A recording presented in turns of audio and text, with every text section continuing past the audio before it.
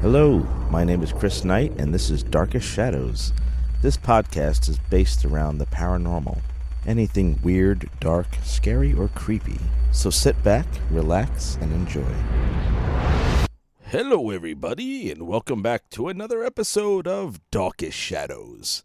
I am your host, Chris Knight, and today's podcast is death. Yes, that dreadful topic, death. It's all going to happen to us. We cannot outrun it. We are all going to eventually die. But what happens when we die? That's what we're going to talk about today. And I have 5 theories on what happens. And 2 audio clips from a man named Alan Watts. He was a philosopher way back in the day. Well, I guess in the 60s and 70s. Great man. Really good theories. And some soothing topics about death, or different ways to look at death, actually. But anyway, let's get into the 5 theories of death. Number 1, you die and come back as a newborn animal because you share the same soul and keep flip-flopping from animal to human, animal to human. That is an Eastern theory. And I kind of like that one because I would love to be my cat. You don't have to work. You stroll to the bowl. You stroll to the litter box. You sleep all fucking day. Sounds like a good life to me. I would love to be a cat in my next life. Anyway, theory number 2. Born again or reincarnated. This one I believe in firmly. Personally, I feel that we are all interdimensional beings having a temporary human experience in these vessels, these bodies. And when these bodies die, that's, our energy leaves. And then if we decide to come back to learn a little bit more or to experience more, we can do so. Whether that's being that you have to wait for another baby to be born, or whatever. If you're put into a slot, or you have to wait for the next turn to come back. I don't know that part. Nobody does. But this one I believe in. And it seems like a lot of children remember their past lives up until the age 7, where they can even speak other languages, and they talk about being in the Civil War or World War II or a fighter pilot, and in World War I. There's so many stories out there, and so many so much evidence about it. There's actually one about a 5-year-old kid that picked out his own murderer. Theory number 3: heaven or hell.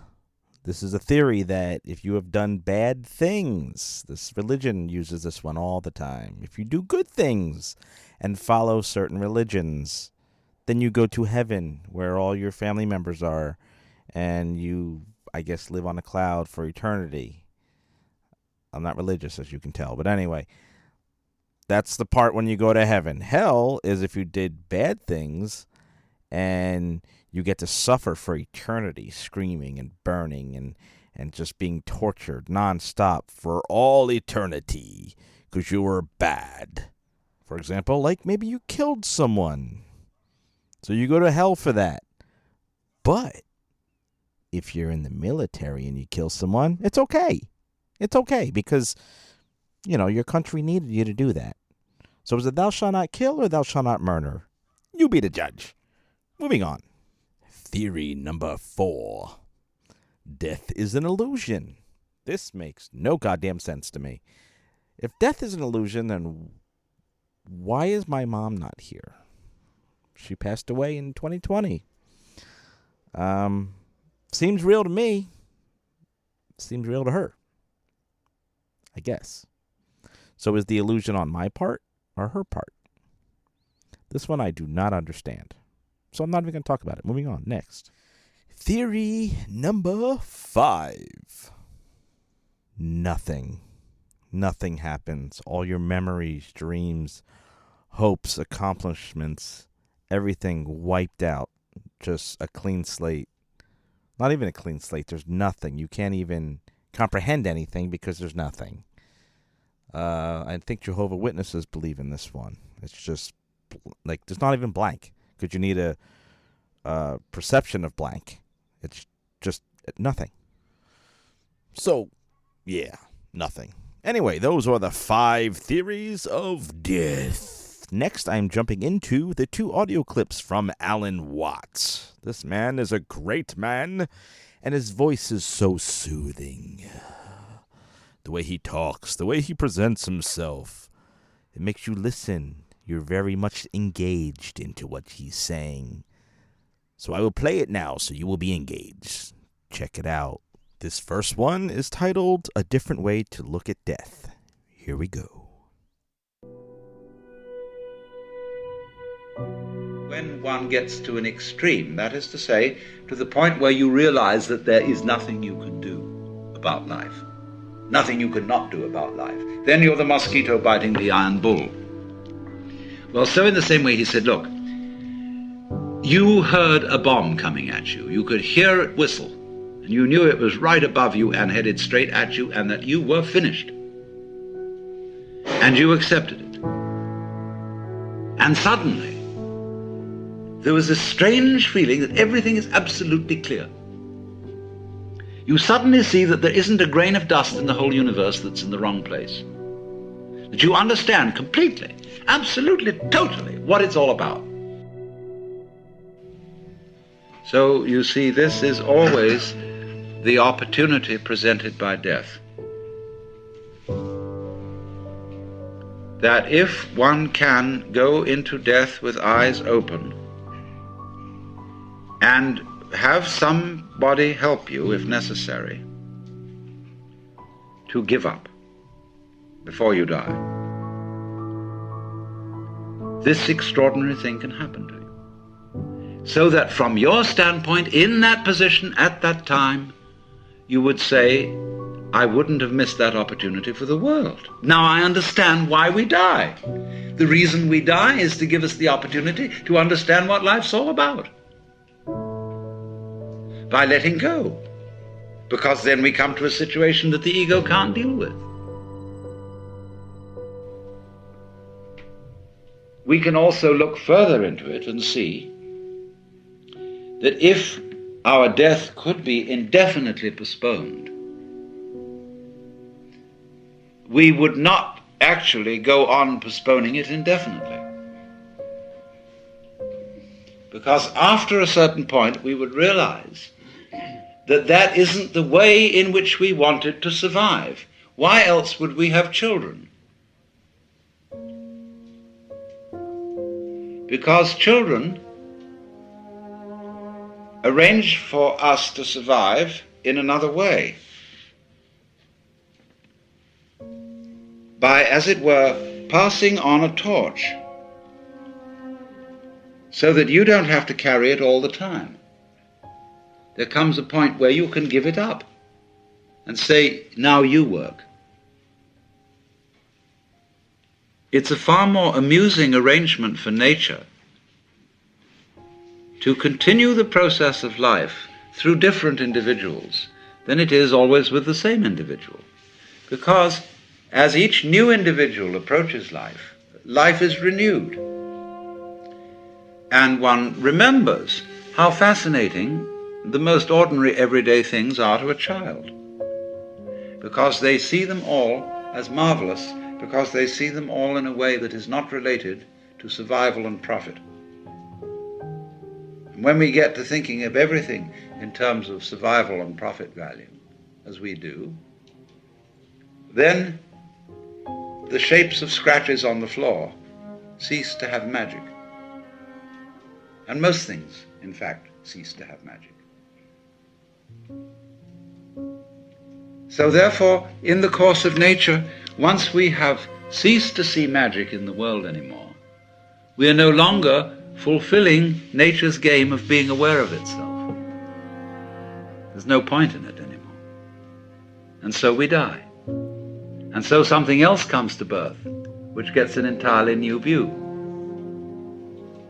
And so nature's self-awareness is a game worth the candle.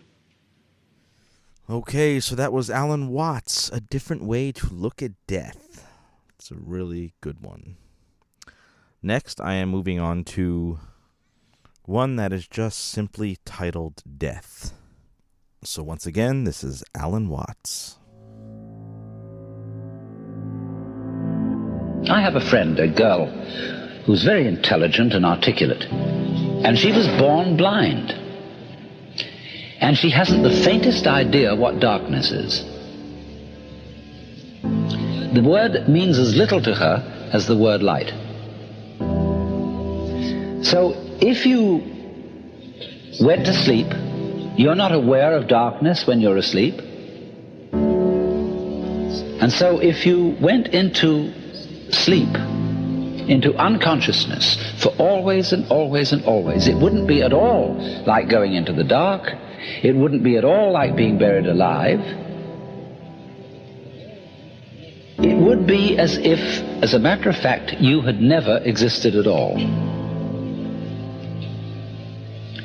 Not only you, but everything else as well.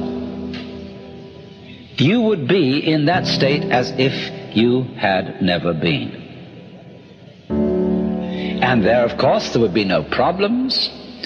There would be no one to regret the loss of anything. You couldn't even call it a tragedy because there would be no one to experience it as a tragedy. It would be simple, nothing at all. Forever and for never. Because not only would you have no future, you would also have no past and no present. Now, you would think that that was a point where we'd say, well, let's talk about something else. But I'm not content with that. I demur. Because this makes me think of two other things. This state of nothingness makes me think, first of all, the only thing I get anywhere in my experience that's close to nothingness is the way my head looks to my eyes. Because I seem to feel that there is a world out there, as it were, confronting my eyes. And then behind my eyes, there isn't a black spot. There isn't even a hazy spot. There's nothing at all. I'm not aware of my head, as it were, as a black hole in the middle of all this luminous visual experience. It doesn't even have very clear edges because the field of vision is an oval. And if I run my fingers along my field of vision, it's like this. And this is the point where my fingers just disappear from sight, vague-edged. But then behind this oval of vision, there is nothing at all, just from the sense of sight. Of course, if I use my fingers and touch, I can feel something behind my eyes. But if I use the sense of sight alone, there's just nothing there at all. Now, nevertheless, out of that blankness, I see. Well, that's the first thing it makes me think of. Now, the next thing it makes me think of is this. If, when I'm dead, I am as if I never had been, then that's the way I was before I was born. Because just as if I try to go back behind my eyes and find what is there, I come to a blank. If I try to remember back and back and back and back, I've got my earliest memories. And then behind them, nothing. Total blank. But just as I know there's something behind my eyes by using my fingers on my head, so I know through other sources of information that before I was born, there was something going on. There were my father and my mother, and their fathers and mothers, and the whole material environment of the earth and its life out of which they came, and behind that the solar system, and behind that the galaxy, and behind that all the galaxies, and behind that another blank, space. Okay, so once again, that was Alan Watts. Google him, check out his stuff. Great guy, great philosopher, awesome stuff. Anyway, that wraps up this show or podcast on death. Until the next one, good day.